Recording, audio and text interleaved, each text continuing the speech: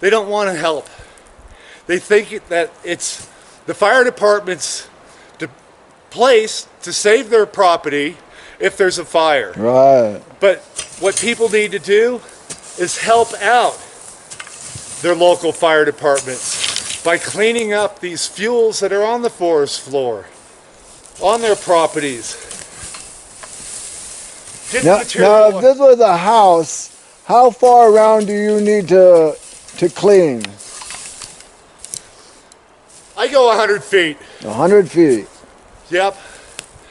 And what I like to do outside of that 100 feet is I like to also skim off needles and that stuff. So I'm giving more of a protection to that 100 feet.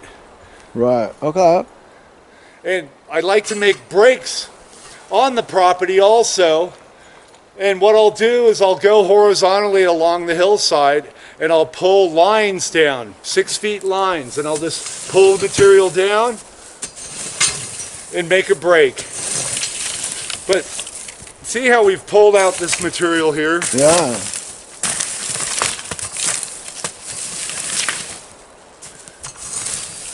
And just come down, pull it. So when you make a break around your property, you just do like that, and is that all you need to do, pretty much? I'll do lines like this. Lines like that. Okay, that's a line. I'll come across the hillside.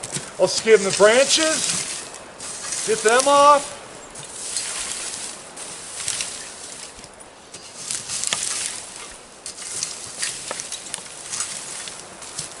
And then I'll come in, pulling the needles.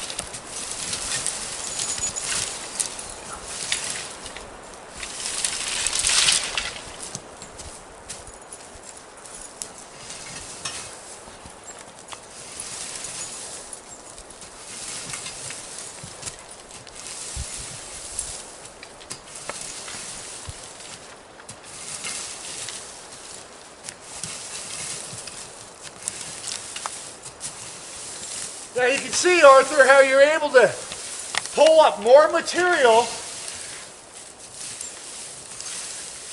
I mean, what is this, 15 feet right here? Right. And we did it in no time. Now is that a good distance for a line? 15 feet? If I wanted to cut a complete line, I would take this down to bare minimum soil. Mm-hmm. But what I'm doing is this, I'm just alleviating a lot of this bulk.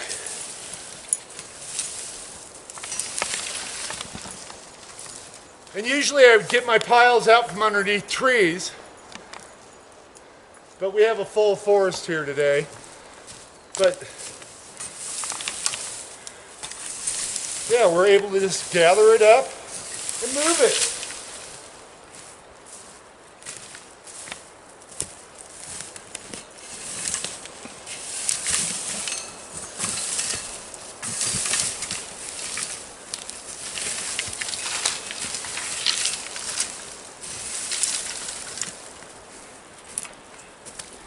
Looks wonderful here. I think I'll bring some seeds over for flowers in the spring. And you know what? The forest would love that.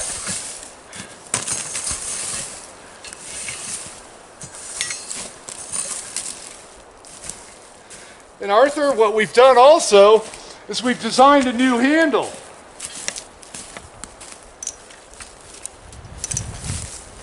This tool here, handle breaks down, comes out of the head of the mitigator.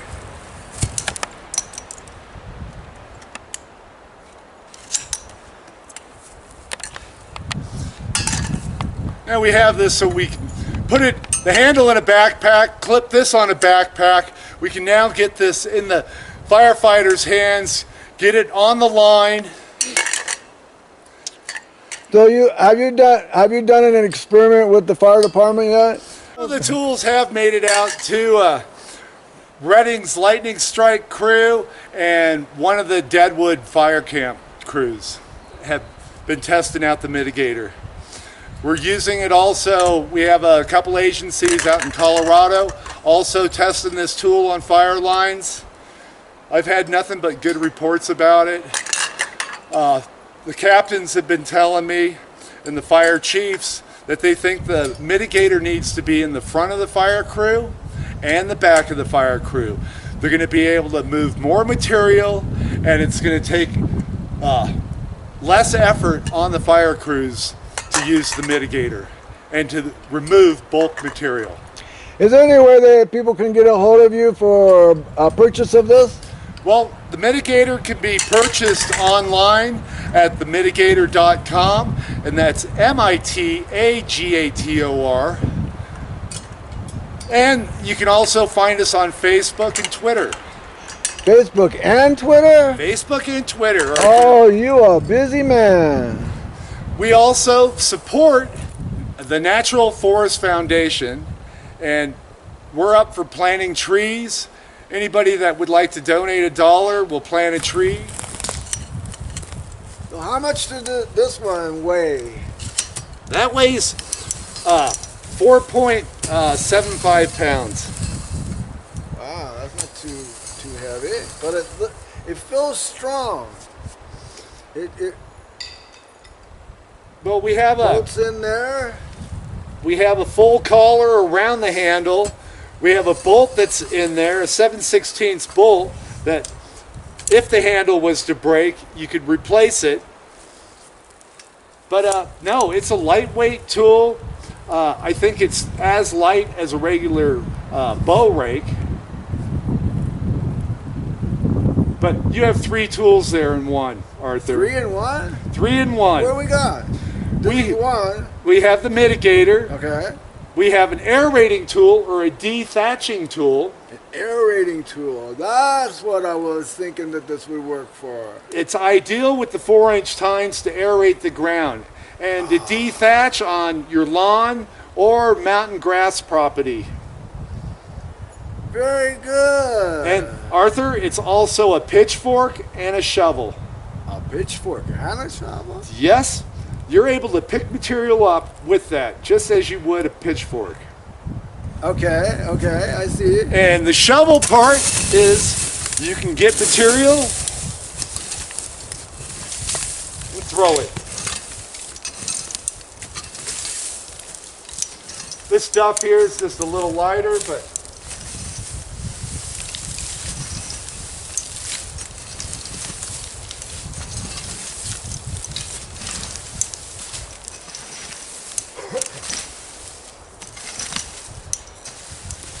look how it just loosens that material up, though. Well, I wonder how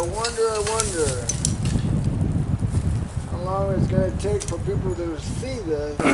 So, Bill, you said you wanted to show us how to do the pine needles. Yes, and there's all types of pine needles. We're going to show how the mitigator removes pine needles.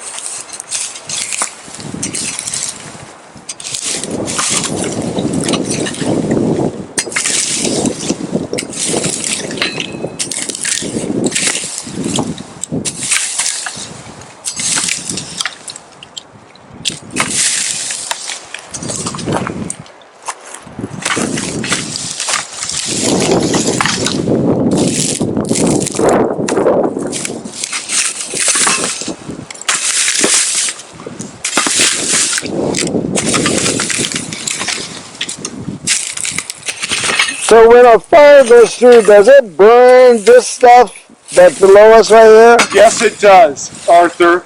And this is the fuels that, when we have embers that fly from wind blowing and that stuff and carrying a mile, up to a mile. Wow.